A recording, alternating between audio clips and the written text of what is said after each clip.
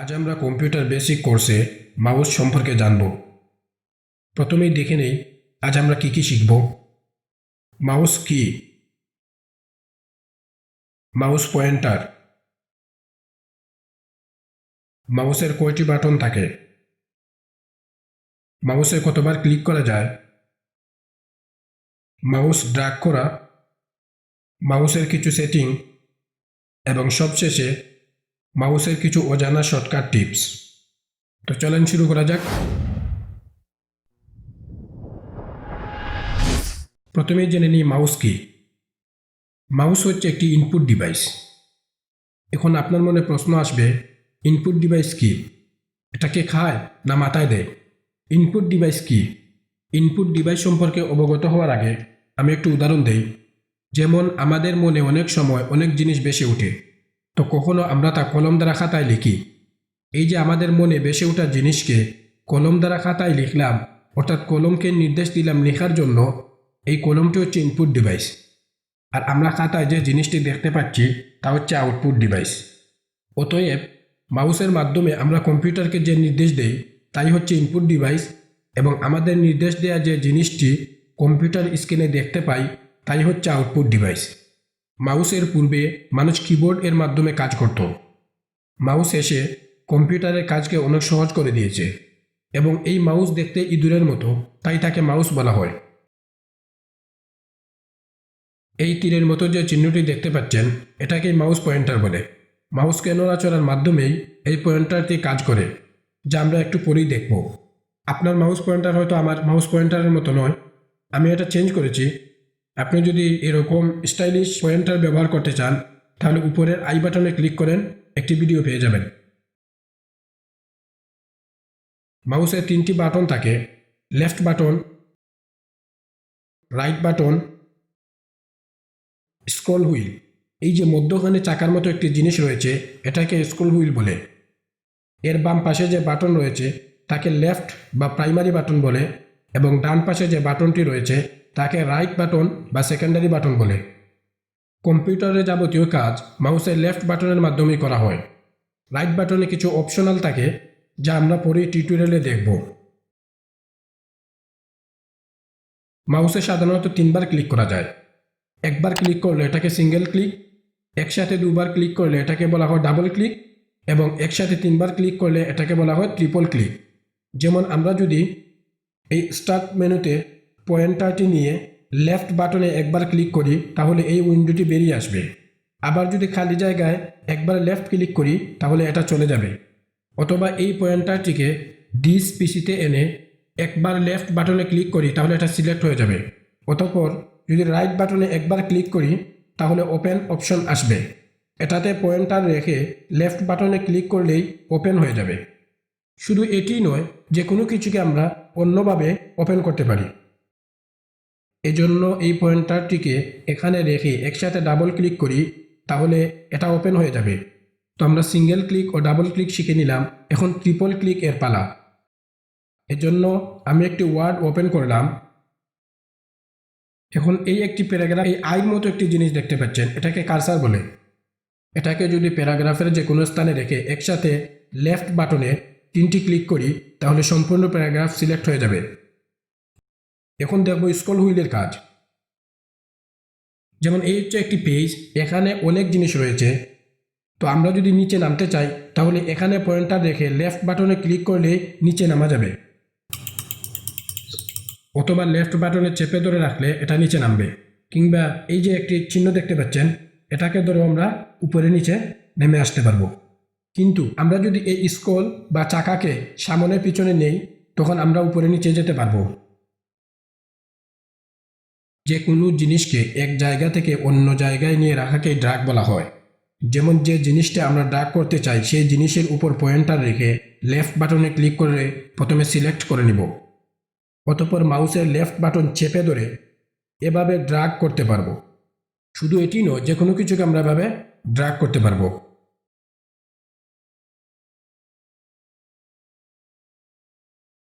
আপনি যদি এভাবে ড্র্যাগ করতে না পারেন তাহলে প্রথমে আপনি মাউসের রাইট বাটনে ক্লিক করবেন, তারপর ভিউ অপশনে যাবেন, এখান থেকে অটো অ্যারেঞ্জ আইকন, এটা সিলেক্ট থাকা অবস্থায় আপনি কোনো কিছুকে ড্র্যাগ করতে পারবেন না, কিন্তু আপনি যদি এই সিলেক্টটাকে আনচেক করে দেন তাহলে সহজেই আপনি ড্র্যাগ করতে পারবেন। শুধু এটি নয়, বরং আমরা যে কোনো ফটো, মিউজিক, ভিডিও ইত্যাদি জিনিসকে ড্র্যাগ করতে পারি। যেমন এই একটি ফটো, এটাকে যদি আমরা কোনো কিছুর ভিতর নিতে চাই তাহলে এটাকে ড্র্যাগ করে নিতে পারবো। যেমন প্রথমে লেফট বাটন চেপে এটাকে সিলেক্ট করে নিলাম, তারপর লেফট বাটন চেপে ড্র্যাগ করে এটাতে যদি নেই তাহলে এটা ওপেন হয়ে যাবে। আমি যদি ছেড়ে দেই তাহলেই দেখেন এটা এখানে চলে আসলো। তো আপনি যে কোনো ভিডিও, ফটো এভাবেই যে কোনো সফটওয়্যার বা যে কোনো জিনিসের ভিতরে এভাবে ড্র্যাগ করে নিতে পারেন। এখন মাউসের কিছু সেটিংস দেখব। এজন্য প্রথমে স্টার্ট মেনু থেকে সেটিংস অপশনে ক্লিক করব। তো ডিভাইসেস, এই যে এটাতে ক্লিক করব। ক্লিক করার পর এখানে মাউস অপশন দেখতে পাচ্ছেন, এটাতে ক্লিক করব। তো প্রথমে এখানে রয়েছে অডিশনাল মাউস অপশনে যাই তাহলেও আমরা দেখতে পাবো। আচ্ছা, আমি এখানে দেখিয়ে দিচ্ছি। এখানে ডিফল্ট অবস্থায় লেফট বাটন থাকে, এর মানে হচ্ছে অর্থাৎ যে কোনো কিছু খুলতে বা সিলেক্ট করতে তথা যাবতীয় কাজে লেফট বাটন ব্যবহার হয়। কিন্তু কারো যদি লেফট বাটন ইউজ করতে সমস্যা হয় কিংবা মাউসের লেফট বাটন নষ্ট হয়ে যায় তাহলে রাইট বাটনও পরিবর্তন করা যায়।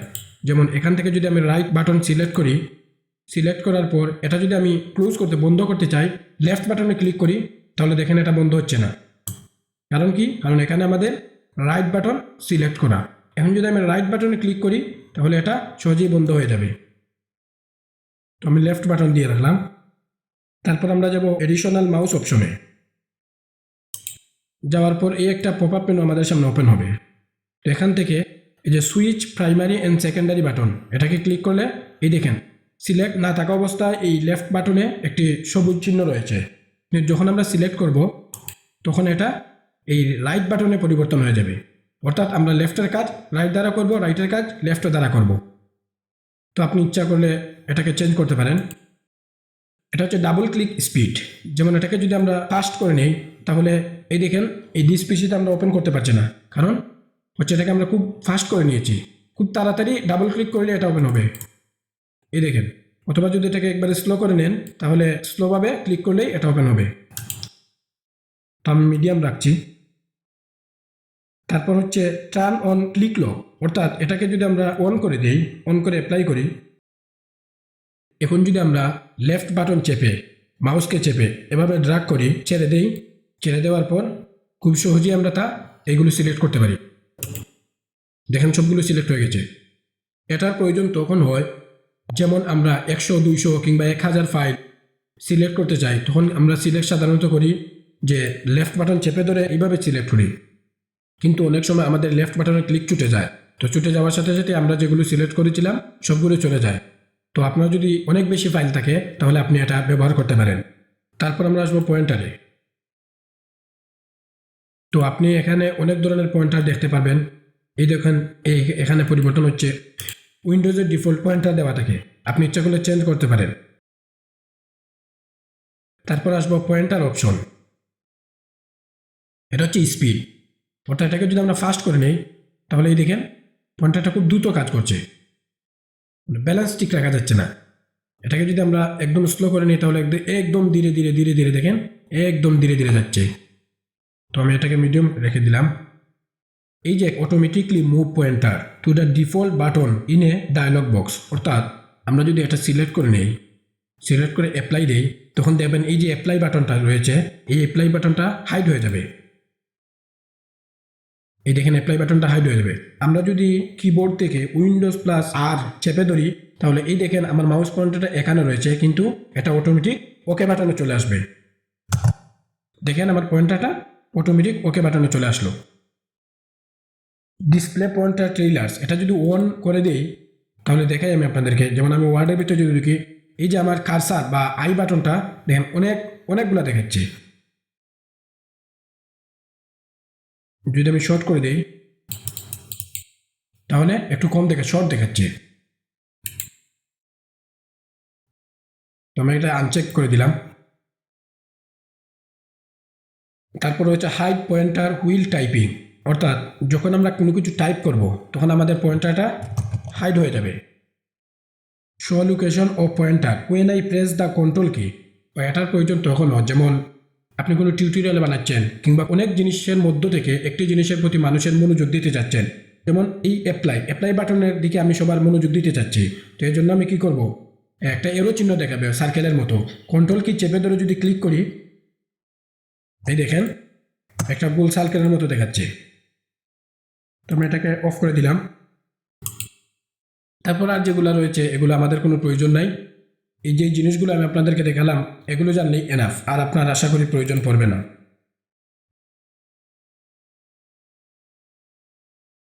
সবাই সাধারণভাবে মাউসের কাজ সম্পর্কে জেনে থাকে, কিন্তু এটি ব্যবহারে বাড়তি কিছু কৌশল রয়েছে যেগুলো জানা থাকলে খুব সহজে সময় বাঁচিয়ে অনেক কাজ করা যায়।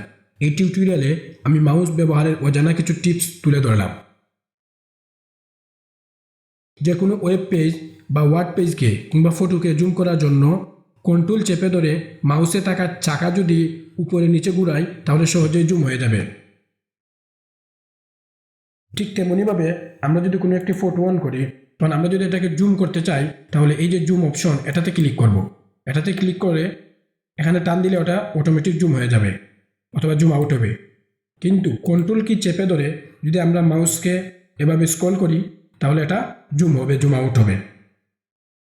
তো এভাবেই আপনি ফটো, ওয়েবসাইট কিংবা ওয়ার্ড পেজকে সহজেই জুম করতে পারবেন।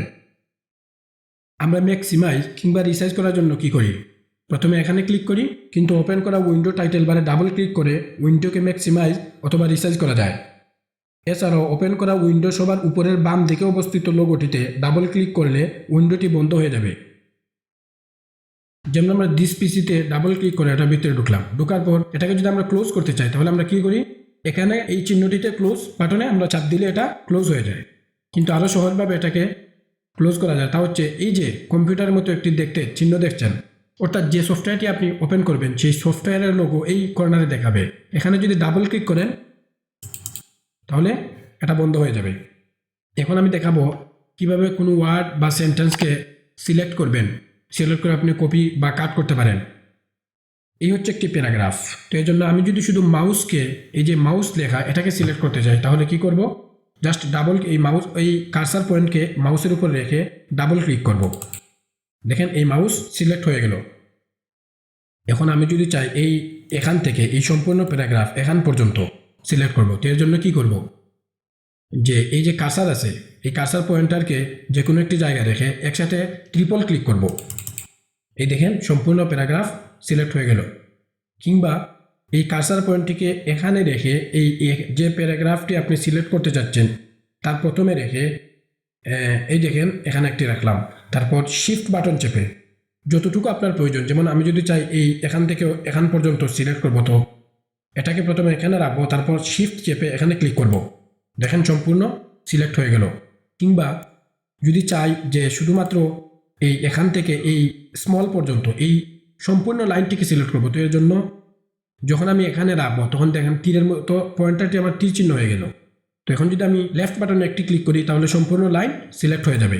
দেখেন সম্পূর্ণ লাইন সিলেক্ট হয়ে গেল। কিংবা আরও একটি পদ্ধতি রয়েছে, তা হচ্ছে আপনি যদি লেফট বাটন চেপে ধরে এভাবে ড্রাগ করেন নিচের দিকে নামান, তাহলে যতটুকু ইচ্ছা ততটুকু সিলেক্ট করা যায়।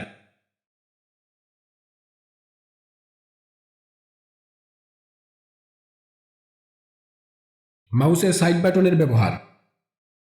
প্রযুক্তির উন্নয়নের সাথে সাথে মাউসে লেগেছে প্রযুক্তির ছোঁয়া। বর্তমানে অধিকাংশ মাউসে সাইড বাটন রয়েছে। এ বাটন দুটিকে নিজের ইচ্ছামতো প্রোগ্রামিং করে সুবিধাজনক কাজে ব্যবহার করা যায়। সাধারণত এতে ডিফল্টভাবে লেফট বাটন যুক্ত থাকে।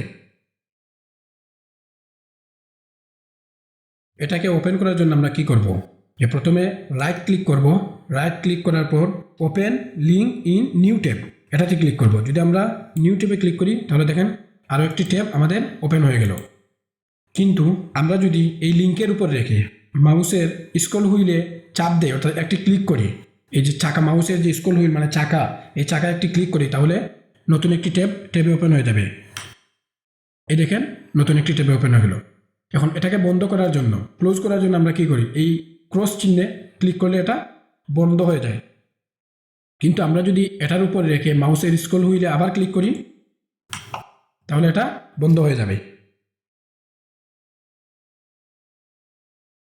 দেখেন আমাদের এখানে প্রায় 1 2 3 4 4টি ট্যাব ওপেন আছে। এখন আমি যদি চাই যে শুধুমাত্র এই ট্যাবটি থাকবে আর বাকি সব ট্যাব মিনিমাইজ হয়ে যাবে, তো এর জন্য আমরা কি করতে পারি, এখানে ক্লিক করে একটা একটা করে মিনিমাইজ করতে পারি।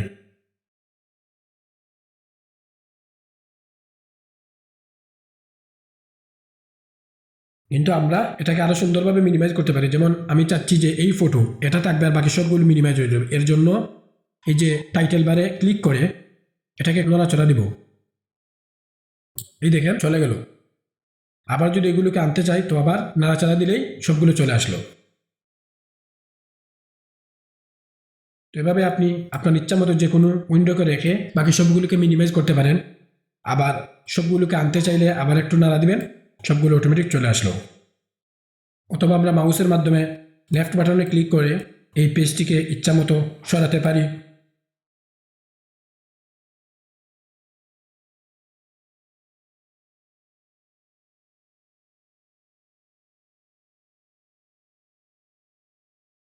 দেখেন এখানে আমার অনেক জিনিস রয়েছে। তো আমি যদি এটাকে সিলেক্ট করতে চাই তাহলে প্রথমে আমি কি করব, এই প্রথমটিতে আমি লেফট বাটনে ক্লিক করলাম, তো এটা সিলেক্ট হয়ে গেল। তো আমি যদি আরও সিলেক্ট করতে চাই তখন যখন আমি এটার উপর ক্লিক করব তো প্রথম যেটি আমি সিলেক্ট করেছিলাম সেটি আনচেক হয়ে গেল। তো এর জন্য আমি আপনাদেরকে একটি সহজ টিপস বলে দিচ্ছি যে আপনি যদি কন্ট্রোল চেপে ধরে একটা একটা করে সিলেক্ট করেন তাহলে ইচ্ছা মতো আপনি সিলেক্ট করতে পারবেন। কিংবা আপনি যদি চান যে এখান থেকে এই সারাটি একসাথে সিলেক্ট করবেন, মাউস পয়েন্টারকে খালি জায়গায় রেখে লেফট বাটনে চেপে যদি এইভাবে ড্র্যাগ করেন তাহলে সিলেক্ট করতে পারবেন। কিংবা এখন যদি আমি শিফট বাটন চেপে ধরে এখানে আবার ক্লিক করি তাহলে সব সিলেক্ট হয়ে যাবে। তো এই ছিল আজকে মাউস সম্পর্কে কিছু টিপস। আমার ভিডিওটি যদি আপনাদের ভালো লাগে অবশ্যই চ্যানেলটি সাবস্ক্রাইব করবেন এবং পাশে থাকা বেল আইকন প্রেস করে অল বাটনে ক্লিক করবেন। তো সবাই ভালো থাকেন।